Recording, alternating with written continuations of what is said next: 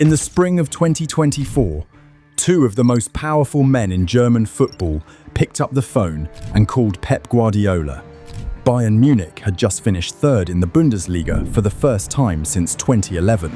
Their manager was gone, their identity was in crisis, and their fourth-choice candidate was a recently relegated championship manager from Lancashire.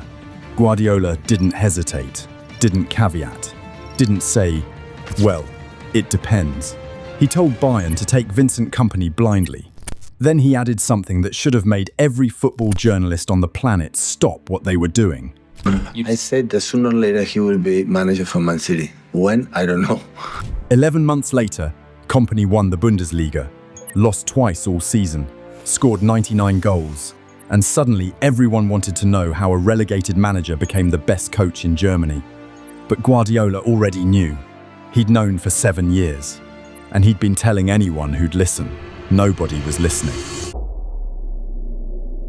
When Pep Guardiola walked into Manchester City in the summer of 2016, he inherited a squad full of established stars.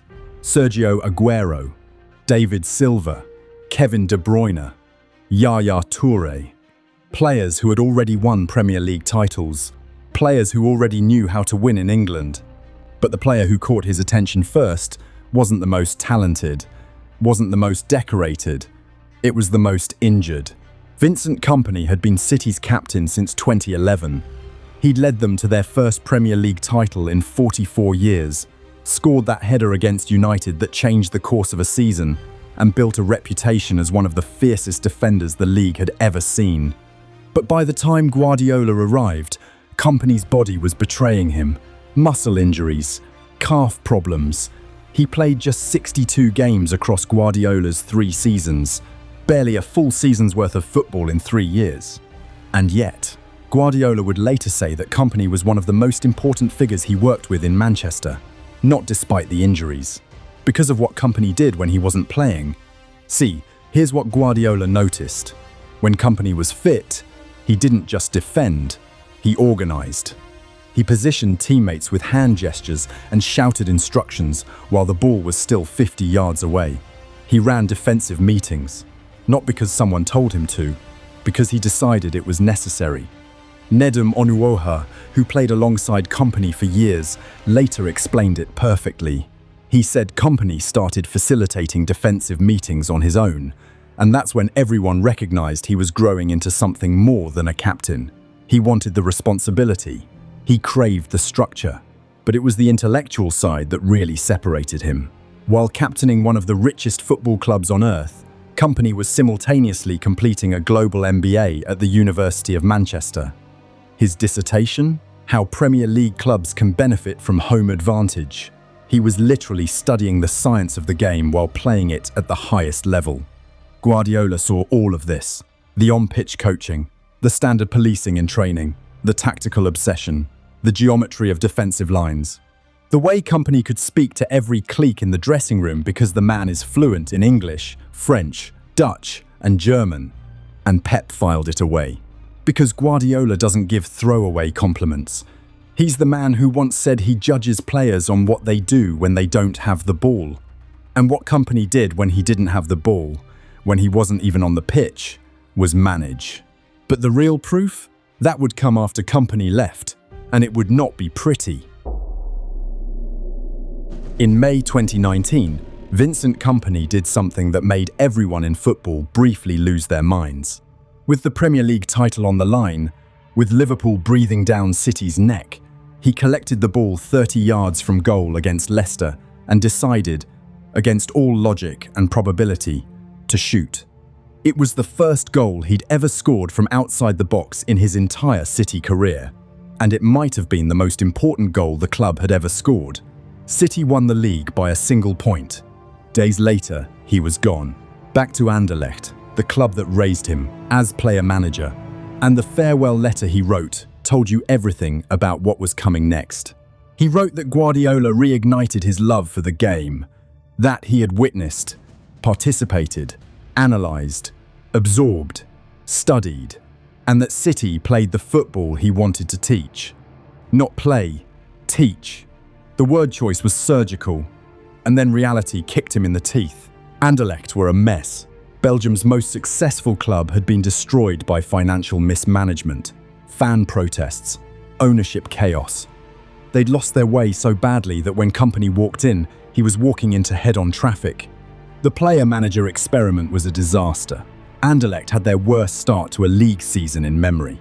Company had to step back from touchline duties because you can't organize a defensive line and manage substitutions at the same time. Turns out, being both the surgeon and the patient doesn't work.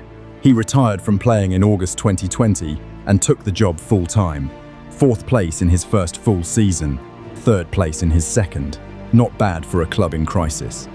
Not remotely good enough for a club that had won 9 titles in the 21st century. There were cup final heartbreaks, Conference League exits to Dutch teams most people had never heard of, reports of friction with the board. Company wanted to build something. The hierarchy wanted results yesterday. But here's what the headlines missed. Something was happening underneath the surface that only someone who understood coaching philosophy would recognize. Company was teaching. He was playing out from the back with players who'd never been asked to do it before. He was implementing positional play at a club that could barely afford its wage bill.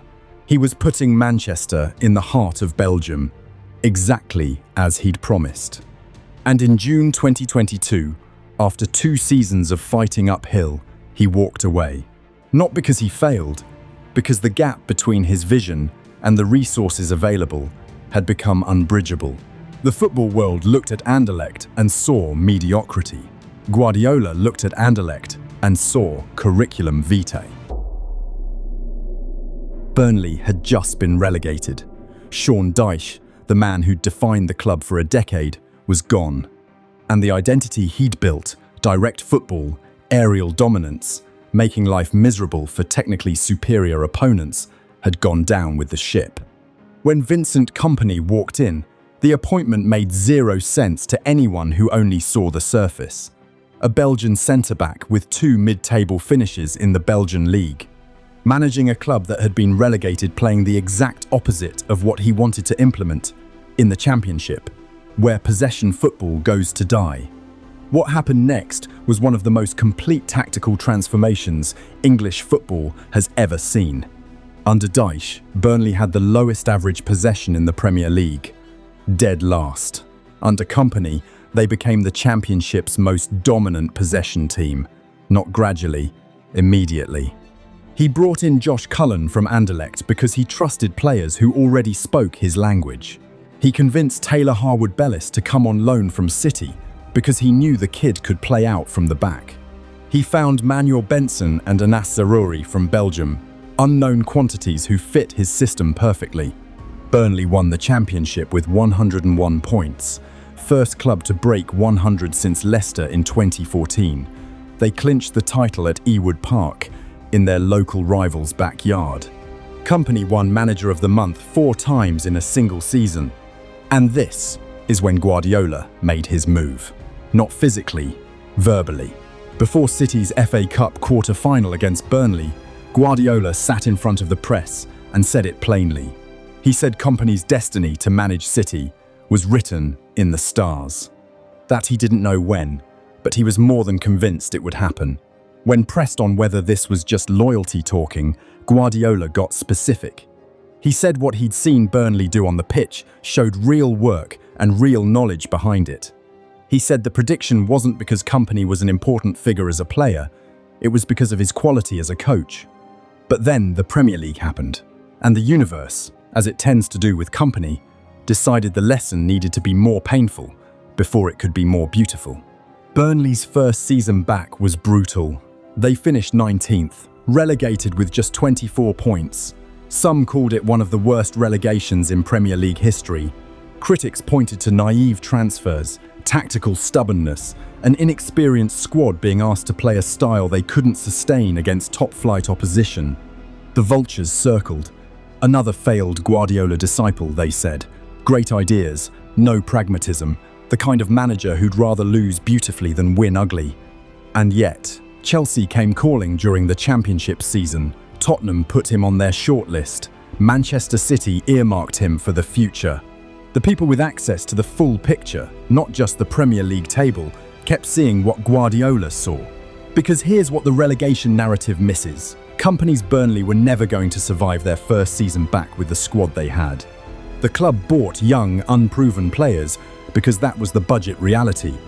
What Company built was a system, and systems survive relegation. Panic buys don't. When Bayern Munich appointed Vincent Kompany in May 2024, the reaction was somewhere between confusion and laughter.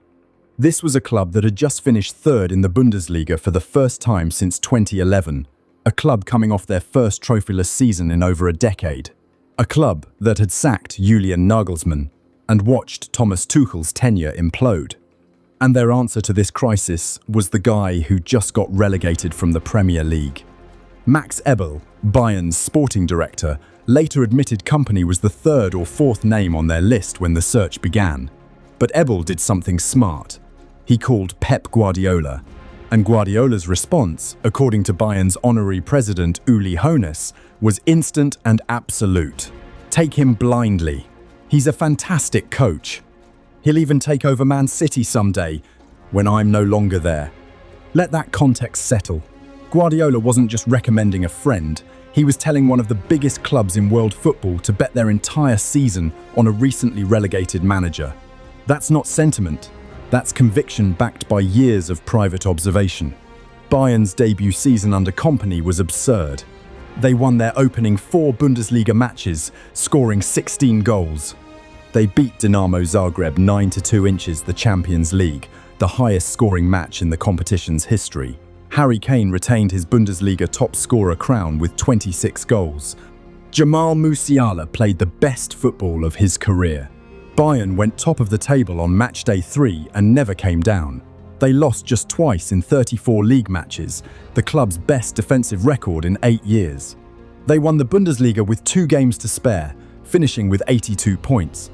The best debut season for a Bayern manager since Guardiola himself. And the way he did it is what matters. The 2-4-4 formation, in possession, the inverted fullbacks, the relentless pressing, the clarity of structure that Philipp Lahm praised publicly. The individual man management that had Dayot Upamecano, a defender who'd been inconsistent for 3 years, playing the best football of his life. Leroy Sane, who played with Kompany at City and under him at Bayern, called him a true leader, said his directness and vision were contagious, said he'd have a magnificent coaching career. No hedging, no caveats. In October 2025, Bayern gave Kompany a contract extension through 2029. The relegated Burnley boss, the Anderlecht project that never quite worked, the guy everyone underestimated at every single stop, was now locked in at one of the 3 biggest clubs on the planet. So let's go back to the question this whole video is built on. How did Guardiola know? He knew because he wasn't watching what everyone else was watching. The punditry class saw a player. Guardiola saw a process. When Kompany ran those defensive meetings at City, Guardiola didn't see a captain doing captain things. He saw a coach without a clipboard. When Kompany completed his MBA while training every day with the best squad in England, Guardiola didn't see a hobby. He saw someone building an intellectual framework for a second career. When Kompany struggled at Anderlecht, Guardiola didn't see failure. He saw someone willing to learn in public, at a club he loved, with no safety net.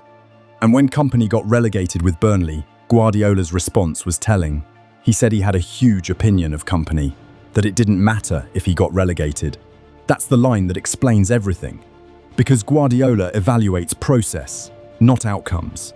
He knows that relegation with an undercooked squad doesn't erase 101 championship points. He knows that third place in Belgium with no budget doesn't erase the tactical principles being installed underneath the results. He knows that losing is part of the curriculum. Kompany now manages a squad that includes Kane, Musiala, Kimmich and Sane. He communicates with them in 4 languages.